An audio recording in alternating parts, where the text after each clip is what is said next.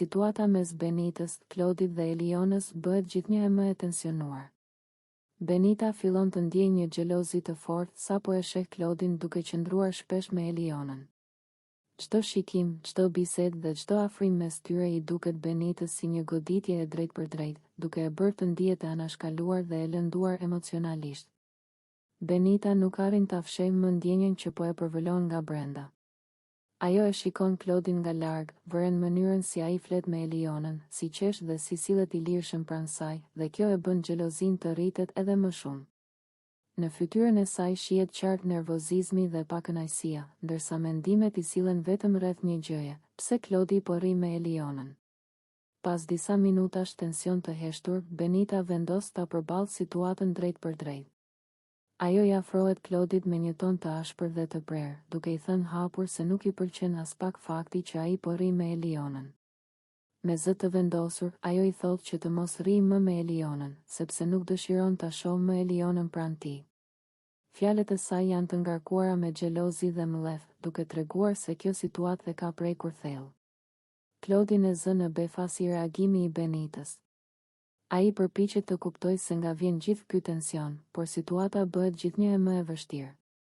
Benita vazhdon të flasë, duke shprehur pakënaqësinë dhe ndjenjen e saj të xhelozisë, duke theksuar se prania e Elionës pranë Klodit e bezdis dhe e nervozon shumë.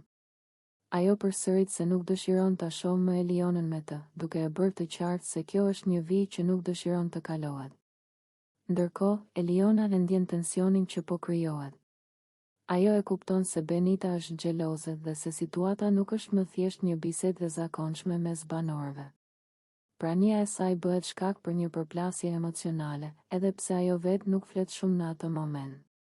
Atmosfera rëndohet dhe çdo sekond duket e mbushur me nerva dhe emocione të forta. Banorët e tjerë e vërejnë këtë përplasje dhe e ndjekin situatën me vëmendje. Disa shiko në heshtje, disa shkëmbejnë shikime mes tyre, ndërsa të tjerë e kuptojnë se kjo xhelozi mund të sjellë përplasje edhe më të mëdha në vazhdim. Çdo fjalë e Benitës shton tensionin dhe e zgjat momentin, duke e bërë skenën të fortë dhe dramatike për disa minuta rresht. Benita vazhdon të shprehë ndjenjat e saj pa u ndalur, duke e bërë të qartë se nuk e duron dot afrimin mes Klodit dhe Elionës. Xhelozia e saj shndërrohet në zemërim, ndërsa ajo e shpreh hapur pakënaqësinë dhe kërkesën e saj që Klodi të mos rrijë më me Elionën. Emocionet e saj janë të forta dhe të dukshme, duke e kthyer këtë moment në një nga situatat më të tensionuara brenda shtëpisë. Në fund, kjo përplasje tregon qartë se ndjenjat e xhelozisë po marrin një rol të madh në marrëdhëniet mes banorëve. Situata mes Benitës, Klodit dhe Elionës mbetet e ndezur, duke lënë pas shumë tension dhe pikpyetje për atë që do të ndodhë më pas. Ky moment shënon një kthes të fortë në dinamikën e shtëpisë dhe mban vëmendjen e shikuesve.